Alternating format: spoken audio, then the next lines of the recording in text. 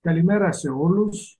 Λέγομαι Χρήστος Κολοβός. Είμαι δόκτωρ μηχανικός μεταλλίων μεταλλουργός του Μητσοβίου Πολυτεχνείου, τέος διευθυντής μεταλλευτικών μελετών και συμβάσεων έργων και υπηρεσιών στο Λιγνητικό Κέντρο της Δυτικής Μακεδονίας της ΔΕΗ. Πλέον είμαι συνταξιούχος και μοιράζομαι τις γνώσεις μου στα ενεργειακά, έχοντας δουλέψει μια ζωή στο κύκλωμα ηλεκτροπαραγωγής της χώρας από λιγνίτη. Δυστυχώς, οι οικογενειακές υποχρεώσεις δεν μου επιτρέπουν να είμαι σήμερα μαζί σας. Ελπίζω σύντομα να σας επισκεφθώ. Ωστόσο, με μεγάλη μου χαρά θέλησα να σας κάνω τη σημερινή παρουσίαση, η οποία έχει τίτλο «Ο εφιάλτης στον δρόμο με τα φωτοβολταϊκά». Δεν είναι τυχαίος ο τίτλος. Πρόσφατα δημοσίευσα ένα άρθρο στον τοπικό τύπο της Δυτικής Μακεδονίας με τον ίδιο τίτλο. Μπορείτε να το αναζητήσετε στο διαδίκτυο για να το διαβάσετε αν θέλετε, αλλά σε κάθε περίπτωση ο δικός σας εφιάλτης είναι όπως τον βλέπουμε σε αυτό το απόσπασμα του γεωπληροφοριακού χάρτη της Ρυθμιστικής Αρχής Ενέργειας, όπου με τα κυκλάκια φαίνεται στο κέντρο ο Δομοκός και αριστερά χαμηλά η Μακριδάχη. Όπως βλέπετε, ο μεγάλος εφιάλτης δεν είναι στην περιοχή της Μακριδάχης, είναι στην περιοχή ανατολικά του Δομοκού. Η παρουσίασή μου θα κινηθεί σε 4 άξονες. Θα δούμε πρώτα τα βασικά του ηλεκτρικού συστήματος, θα δούμε την παρούσα κατάσταση και τους στόχους για τις ΑΠΕ, θα δούμε πού οφείλεται η εκτείναξη των τιμών στους λογαριασμούς που παίρνουμε από τον κάθε πάροχο που έχει ο καθένας μας και μια περίπτωση για την καλαμιά της Κοζάνης και τον αγώνα που έδωσε, επιτυχημένο μέχρι στιγμής αγώνα, ενάντια στην εγκατάσταση φωτοβολταϊκών που έζωναν το χωριό. Πάμε τώρα να δούμε τα βασικά του ηλεκτρικού συστήματος. Η παραγωγή του ηλεκτρισμού έχει 3 βασικούς άξονες. Την παραγωγή, που μπορεί να είναι συμβατική παραγωγή ή παραγωγή από ΑΠΕ, ή μπορεί να έχουμε και εισαγωγές από παραγωγή που γίνεται εκτός της χώρας. Έχουμε τη μεταφορά του ρεύματος που παράγεται στις μονάδες παραγωγής. Η μεταφορά γίνεται με τους μεγάλους πυρώνες που βλέπετε στα χωράφια ή στα βουνά, που είναι στο κέντρο της διαφάνειας. Τη μεταφορά το δίκτυο μεταφοράς το διαχειρίζεται ο ΑΔΜΙΕ, που θα πει Ανεξάρτητος Διαχειριστής Μεταφοράς Ηλεκτρικής Ενέργειας. Και οι γραμμές αυτές μεταφέρουν ηλεκτρισμό σε τάσεις 150 και 400.000 βολτ. Πιο οικίες σας είναι οι ξύλινες κολόνες που έχει βάλει η ΔΕΗ σε όλη την Ελλάδα, οι τσιμεντένες ενδεχομένως, που βλέπουμε και στα χωράφια. Αυτό είναι το δίκτυο της διανομής. Το δίκτυο της διανομής το διαχειρίζεται ο ΔΔΕ, που θα πει Διαχειριστής Ελληνικού Δικτύου Διανομής Ηλεκτρικής Ενέργειας, και οι τάσεις είναι πιο χαμηλές, τα 20.000 βολτ μέχρι τα 220 βολτ που έχουμε στις πρίζες στα σπίτια μας. Πάμε να δούμε τώρα τι ακριβώς γίνεται με το ηλεκτρικό σύστημα. Σε αυτό το διάγραμμα βλέπουμε σε μια καμπύλη πώς διαμορφώνεται στη διάρκεια του 24ωρου, πώς αυξομειώνεται η ζήτηση ηλεκτρισμού. Παράγουμε ηλεκτρισμό για να καλύψουμε τις ανάγκες της ζήτησης. Στο διάγραμμα αυτό λοιπόν, στον οριζόντιο άξονα χαμηλά, βλέπετε τις ώρες του 24ωρου. Από τις 12 το βράδυ μέχρι τις 24 που είναι 12 της επόμενης μέρας. Στον κατακόρυφο άξονα βλέπουμε το πόσα μεγαβάτ ζητούμε κάθε χρονική στιγμή. Η κόκκινη γραμμή αντιστοιχεί στη ζήτηση μιας εργάσιμης μέρας του μήνα Δεκεμβρίου του 2020. Η μπλε γραμμή αντίστοιχα για τον Δεκέμβριο του 2021. Στο αριστερό μέρος λοιπόν βλέπουμε ότι οι καμπύλες είναι πιο χαμηλά. Και αυτό γιατί εκεί είναι οι νυχτερινές ώρες, εκεί που κοιμόμαστε. Και όταν κοιμόμαστε δεν μαγειρεύουμε, δεν ανάβουμε ηλεκτρικούς φούρνους, δεν ανάβουμε κλιματιστικά, δεν ανάβουμε θερμοσύφωνες, σβήνουμε τις λάμπες και αυτό ρίχνει τη ζήτηση ηλεκτρισμού. Όσο προχωράει η μέρα, πάμε στις 6-7 το πρωί, αρχίζει, βλέπετε, η καμπύλη και ανηφορίζει. Γιατί ξυπνάμε για να πάμε στις δουλειές μας. Εκεί λοιπόν αυξάνεται η ζήτηση και αντίστοιχα πρέπει να αυξάνεται και η παραγωγή του ρεύματος.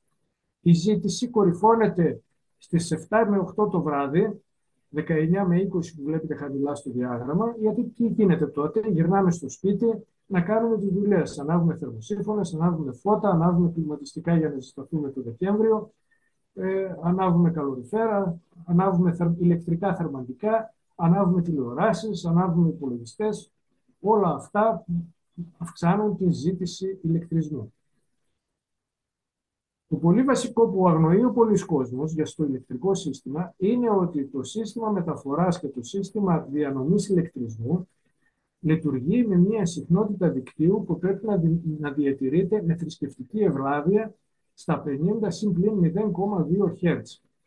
Εδώ με την μπλε γραμμή βλέπετε ένα πολύ σοβαρό συμβάν στο Ευρωπαϊκό Δίκτυο Ηλεκτρισμού τον Ιανουάριο του 2021, όπου για χιλιοστά του δευτερολέπτου βλέπετε η μπλε γραμμή έπεσε κάτω από τη διακεκομένη κόκκινη γραμμή που είναι τα 49,8 Hz και εκεί ακριβώς δημιουργήθηκε μείζον πρόβλημα στη διαχείριση του Ευρωπαϊκού Συστήματος Ηλεκτρισμού και οι διαχειριστές των συστημάτων στην Γαλλία και στην Ιταλία έτρεχαν να δημιουργήσουν ελεγχόμενο blackout για να αποτρέψουν ένα ανεξέλεγκτο blackout. Μόνο με αυτή τη μητούλα που βλέπετε να έχει πάει κάτω από τη διακεκομένη κόκκινη γραμμή. Στη συνέχεια πολύ γρήγορα επανήλθε στα 50 Hz και ομαλοποιήθηκε η κατάσταση. Ωστόσο, αυτό είναι πολύ βασικό και η συχνότητα του δικτύου ρυθμίζεται από την ισορροπία ανάμεσα στην παραγωγή ηλεκτρισμού και στη ζήτηση. Δεν γίνεται η παραγωγή να υπολείπεται από τη ζήτηση, γιατί κάποιοι πελάτες θα μείνουν χωρίς ρεύμα. Ταυτόχρονα δεν γίνεται επίσης να έχουμε υπερπαραγωγή ηλεκτρισμού, γιατί αυτό διαταράσει την ισορροπία του δικτύου, διαταράσει αυτά τα 50 Hz και πάλι η υπερπαραγωγή μπορεί να προκαλέσει blackout. Και αυτό ακριβώς είναι το πρόβλημα που δημιουργούν αυτή τη στιγμή οι πάρα πολλές ΑΠΕ που έχουν μπει στο ελληνικό δίκτυο ηλεκτρισμού και τρέχει ο διαχειριστής ηλεκτρισμού που είναι ο ΑΔΜΙΕ, ο διαχειριστής του συστήματος μεταφοράς, τρέχει να κόψει παραγωγή, δεν ξέρει τι να την κάνει για να μην καταρρεύσει το δίκτυο ηλεκτρισμού, να μην έχουμε blackout. Και το ίδιο κάνει και ο ΔΔΕ, το δίκτυο της διανομής. Και κάτι ακόμα που πρέπει να δούμε είναι ότι ο ΑΔΜΙΕ στη μελέτη επάρκειας ισχύως για την περίοδο 2020 μέχρι 2030 μας λέει στην πάνω γραμμή που είναι υπογραμμισμένο ότι η ηλεκτρική ενέργεια δεν μπορεί να αποθηκευτεί στην υποανάλυση περίοδο, στην περίοδο μέχρι το 2030. Όσα παραμύθια λοιπόν και να μας λένε για μπαταρίες και οτιδήποτε άλλο, ο διαχειριστής του ελληνικού ηλεκτρικού συστήματος είναι ξεκάθαρος. Η ηλεκτρική ενέργεια δεν μπορεί να αποθηκευτεί. Ξέρουμε ότι αποθηκεύουμε ηλεκτρισμό σε μπαταρίες, αλλά αυτό το κάνουμε για περιορισμένες χρήσεις, όχι για το ηλεκτρικό σύστημα της χώρας. Αν βάλουμε μπαταρίες στο ηλεκτρικό σύστημα της χώρας, αυτό είναι πανάκριβο, θα φουσκώσει τους λογαριασμούς ρεύματος χωρίς κανένα λόγο και χωρίς κανένα νόημα. Και τι λέει στο κάτω μέρος, εάν το σύστημα ηλεκτροπαραγωγής δεν μπορεί να ανταποκριθεί πλήρως στις ανάγκες της ζήτησης, ενδέχεται να απαιτηθεί η διακοπή τροφοδότησης κάποιων καταναλωτών, ώστε να διατηρηθεί η ισορροπία μεταξύ παραγωγής και ζήτησης. Είναι αυτό που σας έλεγα νωρίτερα για τα 50 Hz, την ισορροπία. Μπορούμε να δούμε σε αυτό το διάγραμμα την ελληνική αγορά των φωτοβολταϊκών στο διάστημα 2010 μέχρι 2023. Προσέξτε με τις κόκκινες γραμμές, είναι τα συνολικά φωτοβολταϊκά που έχουμε βάλει μέχρι το 2023 με τις κόκκινες μπάρες. Προσέξτε ότι από το 2013 μέχρι το 2018 δεν βάλαμε ούτε ένα καινούριο φωτοβολταϊκό. Γιατί συνέβη αυτό το πράγμα? Γιατί όταν το 2010 έγινε η Εθνική Ενεργειακή Πολιτική σύμφωνα με την πολιτική της Ευρωπαϊκής Ένωσης με τους στόχους για το 2020, κάποιοι πονηροί τρέξαν και βάλαν μέχρι το 2013 όλα τα φωτοβολταϊκά που ήταν ο στόχος να βάλουμε μέχρι το 2020. Όμως το 2011, 12, 13 τα φωτοβολταϊκά ήταν απείρως πιο ακριβά από ό,τι είναι σήμερα και τα πληρώναμε απείρως πιο ακριβά. Όταν λοιπόν διαπίστωσαν το 2014 στην κυβέρνηση Σαμαρά ότι με τα πολλά φωτοβολταϊκά που βάλαμε θα πέσει έξω ο προϋπολογισμός για να επιδοτεί αυτές τις εγκαταστάσεις των φωτοβολταϊκών, υπήρχε τότε ένας υφυπουργός, ο Μάκης Παπαγεωργίου, ο οποίος θέλησε να μειώσει τις τιμές που έπαιρναν αυτοί που είχαν βάλει φωτοβολταϊκά. Σηκώθηκε τότε επανάσταση την άνοιξη του 2014.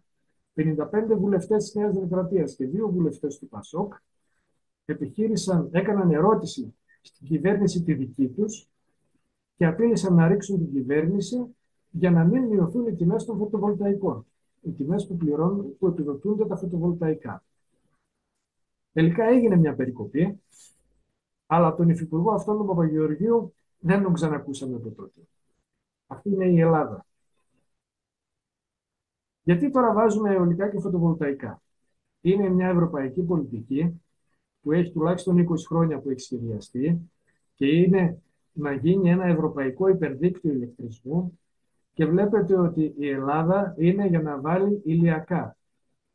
Δεν είναι για να βάλει αιωλικά. Παρ' όλα αυτά, τσακίζουμε τις βουνοκορφές για να βάλουμε αιωλικά. Εκεί στην στερεά Ελλάδα έχουν μπει ατελείωτα σε κάθε βουνοκορφή και να δεις, νομίζεις ότι έχει βγάλει το βουνό Αγκάθια. Αυτό λοιπόν το δίκτυο δεν είναι τίποτα άλλο παρά ένας σχεδιασμός για να εξυπηρετήσει τις ενεργειακές ανάγκες της Γερμανίας. Είναι ξεκάθαρο αυτό το πράγμα. Ο σχεδιασμός λοιπόν ήταν ότι έχουμε παραγωγή ηλεκτρισμού από φυσικό αέριο, το οποίο θα ερχόταν στη Γερμανία με τους δίδυμους αγωγούς Nord Stream 1 και Nord Stream 2 απευθείας από τη Ρωσία.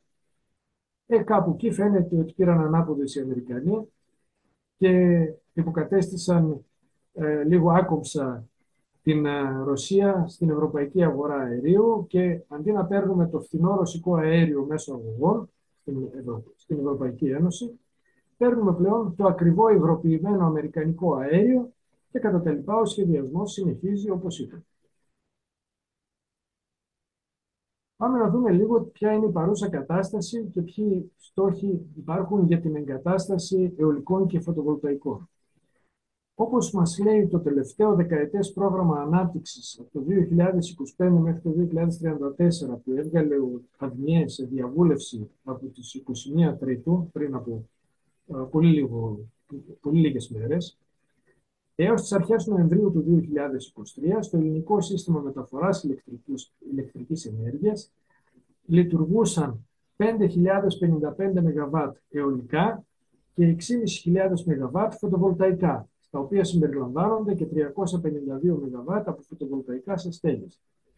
Ταυτόχρονα, και εδώ είναι το ζουμί, από τους δύο διαχειριστές, τον ΑΔΜΙΕ στο δίκτυο μεταφοράς και τον ΔΕΔΙΕ στο δίκτυο διανομής, έχουν χορηγηθεί οριστικές προσφορές σύνδεσης σε σταθμούς αιωλικά και φωτοβολταϊκά, κυρίως φωτοβολταϊκά, συνολικής εγκατεστημένης ισχύως που υπερβαίνει τα 15,5 ΓΒ.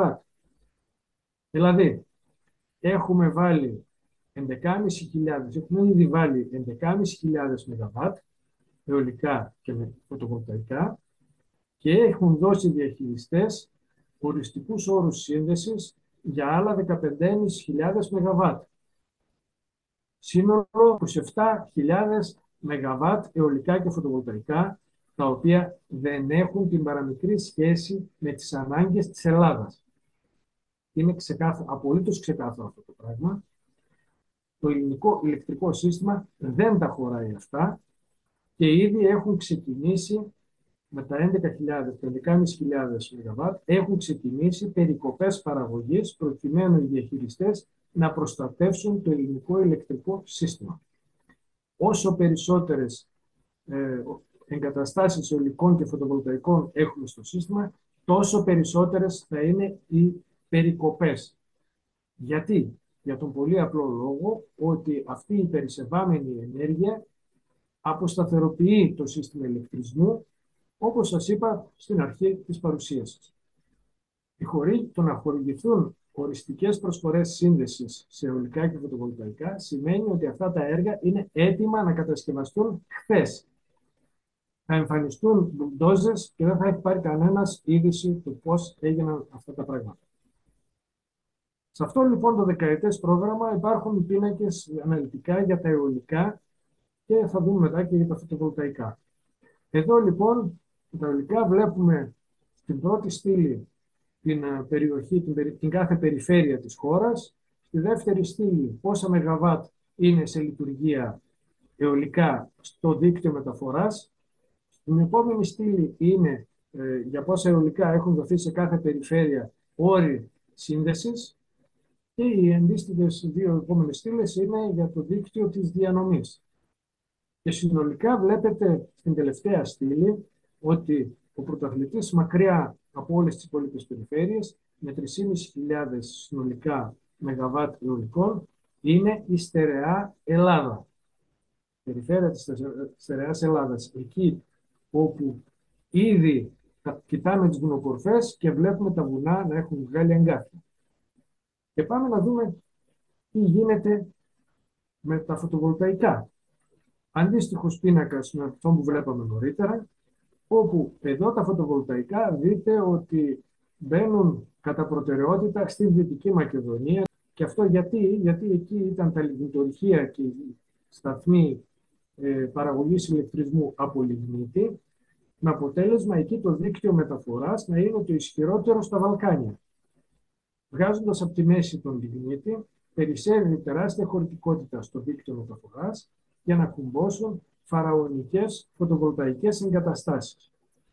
Και έχουμε ένα συγκεκριμένο παράδειγμα ότι η γερμανική εταιρεία RWE έχει κάνει θυγατρική εταιρεία, κοινή θυγατρική με την ΔΕΗ ανανεώσιμες, 51% οι Γερμανοί, 49% οι ΔΕΗ ανανεώσιμες, και βάζουν ατελείωτα φωτοβολταϊκά στις εκτάσεις των πρώην λιγνητορυχείων. Αυτό που δεν κάνουν οι Γερμανοί στη Γερμανία, έρχονται και το κάνουν στην Ελλάδα. Και καταστρέφουν παραγωγικές γεωργικές εκτάσεις, γεμίζοντάς τις φωτοβολταϊκά. Λες και δεν μπορούμε να τα βάλουμε τα φωτοβολταϊκά αλλού, θα το δούμε στη συνέχεια. Πάμε στον επόμενο άξονα, στην εκτίμηση των τιμών και πού οφείλεται. Είχαμε μήπως ενεργειακή κρίση, ή εγώ θα το έλεγα ότι έχουμε πολιτική κρίση. Και αυτό γιατί στις 15 Οκτωβρίου του 2010, λίγους μόνο μήνες μετά που μπήκαμε στα μνημόνια τον Απρίλιο του 2010, ο τότε Υφυπουργός Ενέργειας ο Μανιάτης εμφανίστηκε στη Βουλή και είπε ότι από το 2013 και μετά ο λιγνίτης θα πάψει να είναι το φθηνό καύσιμο, ουδέν ψευδέστερο, και γι' αυτό βαδίζουμε όσο πιο γρήγορα μπορούμε σε μια άλλη κατεύθυνση. Πλήρης αντικατάσταση των περισσότερων μονάδων της ΔΕΗ που καίνε λιγνίτη με μονάδες ίδιας ή ανάλογης δυναμικότητας που θα καίνε πια το φυσικό αέριο. Διότι αυτός ήταν ο σχεδιασμός από την αρχή. Να κλείσουμε τον λιγνίτη να καίμε φυσικό αέριο. Τώρα ο λιγνίτης είναι ελληνικός. Το φυσικό αέριο δεν είναι ελληνικό. Το εισάγουμε ξοδεύοντας ατελείωτο συνάλλαγμα. Μακάρι να βγάζαμε ελληνικό φυσικό αέριο, που ξέρουμε με σιγουριά πια ότι υπάρχει πάρα πολύ νότια της Κρήτης και στο Ιόνιο. Πάμε στον Μάρτιο του 2012, 1,5 χρόνο μετά την εμφάνιση του Μανιάτη στη Βουλή τον Οκτώβριο του 2010. Το τότε Υπουργείο Περιβάλλοντος και Κλιματικής Αλλαγής στο Μάρατον έδωσε σε δημόσια διαβούλευση τον οδικό χάρτη ηλεκτροπαραγωγής μέχρι το 2050. Και εκεί πέρα είχε αυτό το πολύ ωραίο διάγραμμα που μας λέει τι θα γίνει με τα τιμολόγια του ρεύματος, και βλέπετε ότι έχουμε μια συνεχή ανωδική τάση στις καμπύλες. Στο πάνω μέρος είναι το κόστος της ηλεκτροπαραγωγής και στο κάτω μέρος οι καμπύλες είναι το κόστος των δικτύων. Γιατί αυξάνονται η τιμή της ηλεκτροπαραγωγής? Γιατί στο σύστημα προσθέτουμε συνεχώς αιωλικά και φωτοβολταϊκά, τα οποία ως διακοκτώμενες πηγές παροχής ηλεκτρισμού δεν μπορούν να υποκαταστήσουν αξιόπιστα ούτε μία θερμική μονάδα, δεν μπορούμε να κλείσουμε ούτε μια παλιά λιγνητική μονάδα και να την αντικαταστήσουμε με αιωλικά και φωτοβολταϊκά, λόγω της ανύπαρκτης αξιοπιστίας τους. Οι λιγνητικές μονάδες δούλευαν και ό,τι έμεινε δουλεύει 24 ώρες το 24ωρο, 7 μέρες την εβδομάδα, 365 μέρες το χρόνο. Τα φωτοβολταϊκά δουλεύουν λίγες ώρες τη μέρα. και τα αιωλικά όποτε θυμηθεί να φυσήξει. Ταυτόχρονα, επειδή γεμίζουμε όλη την Ελλάδα με διασπαρμένα αιωλικά και φωτοβολταϊκά, χρειαζόμαστε ατελείωτα δίκτυα για να συνδεθούν όλα αυτά τα διασπαρμένα συστήματα παραγωγής. Και επειδή ακριβώς το ελληνικό ηλεκτρικό σύστημα δεν σηκώνει όλη αυτή την παραγωγή και θα προκληθεί blackout από την ανισορροπία της παραγωγής με τη ζήτηση ηλεκτρισμού, τι γίνεται? Θα κατασκευάζουμε διαρκώς όλο και καινούργια δίκτυα, θα τα δούμε και στη συνέχεια με καλύτερη λεπτομέρεια, τα οποία θα τα πληρώνουμε και θα αυξάνονται οι χρεώσεις δικτύου που θα βλέπουμε στους λογαριασμούς. Πάμε λοιπόν να δούμε αυτό το δεκαετές πρόγραμμα, πώς θα συμβάλλει η ανάπτυξη του δικτύου στην εκτείναξη των τιμών τα επόμενα χρόνια. Βλέπετε ότι θα χρειαζόμαστε συνέχεια καινούργιους υποσταθμούς υψηλής τάσης, μέσης τάσης και κέντρα υπερυψηλής τάσης, γιατί τα χρειαζόμαστε αυτά. Από τους 408 υποσταθμούς που έχουμε σήμερα, θα πρέπει να τους κάνουμε 546. Θα πρέπει να κάνουμε και καινούργια κέντρα υπερυψηλής τάσης. Χρειαζόμαστε καινούργια επειδή ακριβώς προσθέτουμε αιωλικά και φωτοβολταϊκά. Το ίδιο θα συμβεί με τις γραμμές μεταφοράς. Δείτε τι θα γίνει με τις εναέριες γραμμές μεταφοράς. Από εκεί που λέει στο επίπεδο τάξη των 150 kV, από 8.877 χιλιόμετρα που έχουμε το 2023, θα πρέπει το 2034 να βάλουμε σχεδόν άλλες 2.000 χιλιόμετρα. Γιατί? Δεν χρειάζονται αυτά. Στην τάση των 400.000 βολτ. Και εκεί θα έχουμε καινούριες γραμμές. Και κυρίως κοιτάξτε τι γίνεται στο τέλος, χαμηλά στον πίνακα, εκεί που λέει ότι θα χρειαστούμε υπόγειες συνδέσεις ρεύματος και υποβρύχιες συνδέσεις ρεύματος. Από 160 χιλιόμετρα που έχουμε το 2023 και συνδέει την Πελοπόννησο με την Κρήτη, θα πάμε σε 2.030 χιλιόμετρα ως το 2034, προκειμένου να συνδεθούμε με την Κύπρο, με την Αίγυπτο και να ρίξουμε και ένα απευθείας καλώδιο από την Ιγουμενίτσα μέχρι το Μόναχο, το οποίο δεν προορίζεται για τις δικές μας ανάγκες, αλλά προορίζεται βεβαίως για τις ανάγκες της Γερμανίας. Αυτές λοιπόν οι νέες γραμμές μεταφοράς δεν είναι τίποτα άλλο, αλλά είναι για να ξεφορτωνόμαστε την επιπλέον παραγωγή αιωλικών και φωτοβολταϊκών, που δεν θα ξέρουμε τι να την κάνουμε και θα απειλεί κάθε δευτερόλεπτο να προκαλέσει blackout στο ελληνικό σύστημα. Είναι εντελώς αχρίαστες επενδύσεις, οι οποίες θα τις δούμε στους λογαριασμούς του ρεύματος ως νέες χρεώσεις για δίκτυα μεταφοράς και διανομής. Πάμε λοιπόν και στην τέταρτη ενότητα για τον αγώνα της Καλαμιάς Κοζάνης. Η Καλαμιά Κοζάνης είναι ένα χωριό περίπου 200-250 κατοίκων, 11 χιλιόμετρα δυτικά της Κοζάνης, όπου θέλησαν να βάλουν φωτοβολταϊκά περικυκλώνοντας το χωριό. Οι κάτοικοι αντέδρασαν, διαμαρτυρήθηκαν, ξεκίνησαν κινητοποιήσεις, κατέλαβαν την περιοχή όπου θα έβαζαν τα φωτοβολταϊκά δίπλα στο χωριό, έστησαν τα πανό.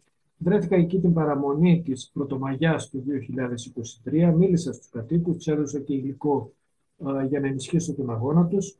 Όταν εμφανίστηκαν οι μπουλντόζες, εμφανίστηκε ταυτόχρονα και η αστυνομία, η οποία έριξε μερικές ψηλές στους κατοίκους, και είχα την ευκαιρία στο Διεθνές Συνέδριο που έγινε στη Θεσσαλονίκη 25 και 26 Μαΐου του 2023, ακριβώς την ημέρα που η αστυνομία έδερνε τους κατοίκους, είχα την ευκαιρία να θέσω το θέμα σε εκπρόσωπο ενώσεως φωτοβολταϊκών που συμμετείχε στο συνέδριο, να του πω: κοιτάξτε τι γίνεται στην Καλαμιά της Κοζάνης.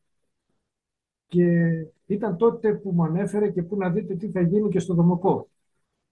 Από τότε ξέρω ότι θα υπάρχει πρόβλημα και στο Δομοκό. Και η Καλαμιά της Κοζάνης οργάνωσε μια πολύ μεγάλη συγκέντρωση στην κεντρική πλατεία της Κοζάνης, όπου ήρθαν και από τις γύρω περιοχές, και εδώ είναι ακριβώς η Καλαμιά δείχνει το δρόμο του αγώνα. Χρειάζεται η λαϊκή κινητοποίηση και ταυτόχρονα χρειάζεται και η δικαστική προσφυγή στο Συμβούλιο της Επικρατείας. Χρειάζεται λοιπόν οπωσδήποτε, για να μπλοκαριστεί ένα έργο, δεν μπλοκάρεται με γνωμοδοτήσεις, μπλοκάρεται μόνο με προσφυγή στο Συμβούλιο της Επικρατείας ταυτόχρονα με ευρεία λαϊκή κινητοποίηση, προκειμένου να καταλάβουμε ότι η τοπική κοινωνία δεν συμφωνεί και πρέπει να ακούν τις τοπικές κοινωνίες. Και κοιτάξτε τώρα τι γίνεται. Έχουμε το υδροηλεκτρικό της Μεσοχώρας, το οποίο είναι κατασκευασμένο από το 2001, το έχουμε ήδη πληρώσει με 275 εκατομμύρια ευρώ, αλλά δεν το βάζουν να δουλέψει.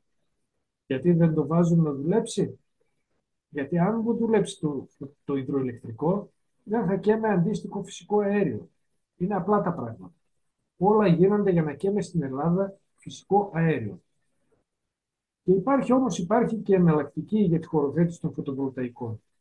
Είναι τα φωτοβολταϊκά στις στέγες, που τα έχουμε βάλει σε πολλές στέγες στην Ελλάδα, όχι τόσες όσες τα έχει βάλει η Αυστραλία, που η Αυστραλία έχει βάλει πάνω από 20.000 ΜΒ φωτοβολταϊκά στις στέγες, και που η Αυστραλία είναι μια αχανής χώρα που μόνο οι εκτάσεις δεν τους λείπουν. Και όμως δεν τα βάζουν σε εκτάσεις, τα βάζουν στις στέγες.